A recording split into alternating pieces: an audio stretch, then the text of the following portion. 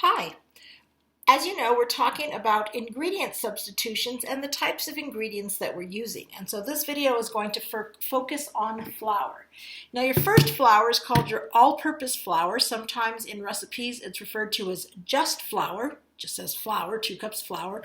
Sometimes they'll call it AP flour for all-purpose flour. And this is what you buy when you go to the store and you buy a bag of Gold Medal or Kroger's flour. You're getting all-purpose flour, so that's not a problem.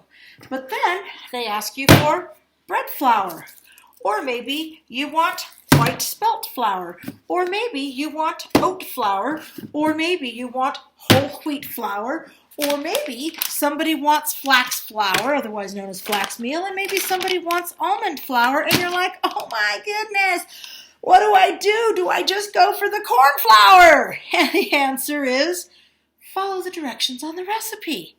There's tons of flours here, but you need to know the differences and the varieties of flours. So let's start with the corn flour. It's also, we call it cornmeal, but if it calls for corn flour, the cornmeal texture is actually a little bit too thick. And I'm going to show you when I pour it out there. See, it's kind of thick and grainy, and it's not a fine powder. So if you want corn flour, you're going to have to take this cornmeal, put it in a food processor, and process it till it is almost like dust.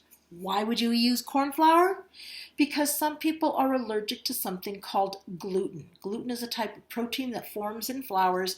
Cornmeal, corn flour, doesn't have that gluten, so people can eat it without getting sick and dying.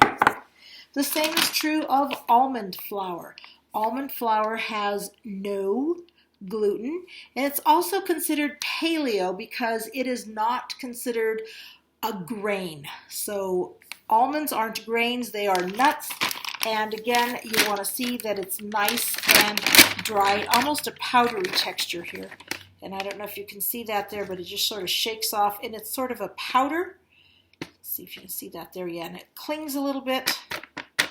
Now, you have to be very careful when you're substituting almond flour for something because it calls for 1 cup of regular flour, all-purpose flour, white flour, or flour. You're going to substitute 1/3 cup of almond flour, but please notice that there are some people that are deadly allergic to almonds and nuts. So if someone says if there's any nuts in there, and you're thinking like, no, I didn't put any pecans or walnuts or anything, they're not visible. Almond flour is made from ground nuts, so don't feed people almond flour if they have a nut allergy. You'll kill them. All right, we've got our ever so exciting whole wheat flour, and that's what I like to make my biscuits with. I'm going to get a fresh spoon, because if I were to put this nut flour into my whole wheat flour, I would create a situation where I would possibly kill someone, because I got a couple of friends with nut allergies. So as you can see, this flour is a nice, oh, you can't see, I need to lower that, sorry. This flour is a nice powder. It's almost like dust. It's whole wheat. It goes great. If you're not going to use it up soon, keep it in the refrigerator. Whole wheat has more oils, and yes, it's a natural occurring oil, and it can indeed go rancid. So you want to keep your whole wheat flour in the fridge if at all possible. Oat flour, and as you can see, I don't have a lot of it here. You just basically take plain old oats, like you find the Quaker oats or whatever, and you stick them in the food processor and you put them into dust. And then you've got this nice, lovely oat flour. There are some people with gluten issues that can eat oat flour, and there are some people who cannot, because oats do have a tiny bit of gluten in them, and it depends on how sensitive the person is. So if a person has a gluten sensitivity, oat flour, not for them. Obviously the whole wheat flour, not for them. Anything wheat-based is not for people with gluten sensitivities. This is called spelt flour, and it's spelled correctly, S-P-L-T. And if you are not familiar with a lot of flours, spelt is the plant that is the mama plant of what people eventually invented to be wheat. And so it's the spelt, again, this nice lovely powder.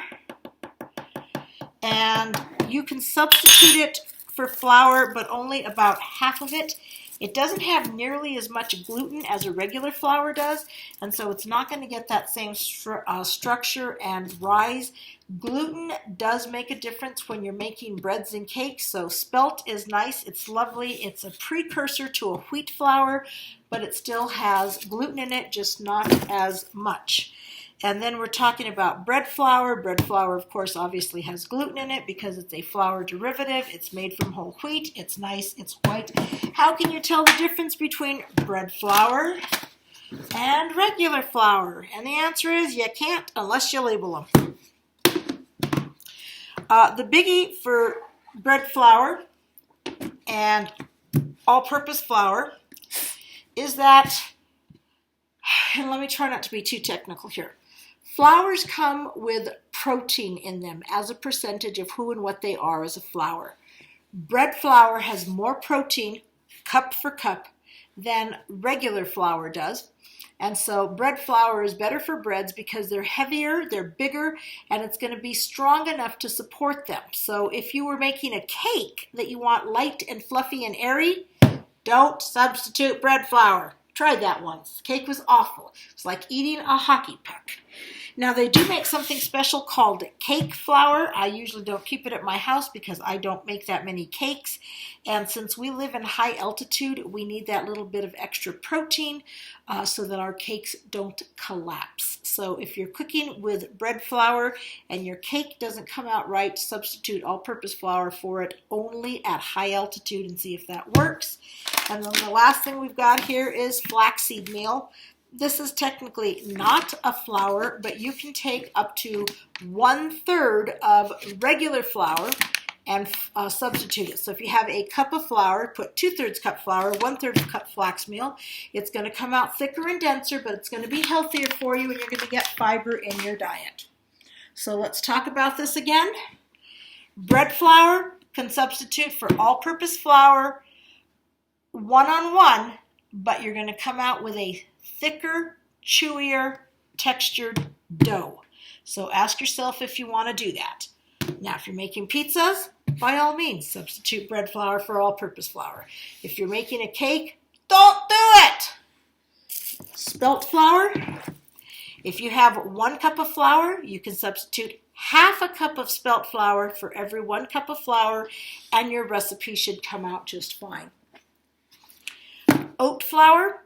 You can substitute, well, you're not really substituting, you're putting instead of, so if you have 1 cup of regular flour, put 2/3 cup of regular flour and 1/3 cup of oat flour. So you can substitute up to 1/3 of the total amount of whole wheat flour with oat flour and have no problems. And then you have your whole wheat flour, and you can substitute half of the flour with whole wheat and not have to make any other changes to your recipe. If you change out more than 1/2 of the flour for whole wheat, 1/3 of the flour for oats, 1/2 of the flour for spelt, or 1-to-1 for the bread as long as you want it nice and chewy. Those things you can do without having any additional changes to your recipe. If you're going to get fancier than that, you're going to have to make some changes. The cornmeal, you're best to start with a recipe that asks for corn flour because substituting cornmeal or corn flour for wheat flour is very, very tricky.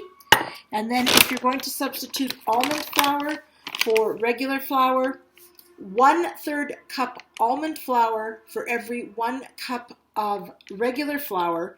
You're going to come up with a thinner, denser bread, and that's fine, or whatever product you're coming with, because there is no wheat and no gluten in the almond flour, and there is no wheat and no gluten in the flaxseed that you're working with, and there's no wheat and no gluten in the cornmeal. Now, there is no wheat in the oat flour, but there is gluten. So, we'll work on this in class. That's a lot to learn. Bread flour, 1-to-1 as long as you want it chewy. Oat flour, 1/3 of the total volume can be oat flour for whole wheat flour. White spelt, 1/2 of the flour can be white spelt flour. Whole wheat, 1/2 of the flour can be whole wheat, and then the rest of the volume is made up with the original flour. And I think that does it. Okay?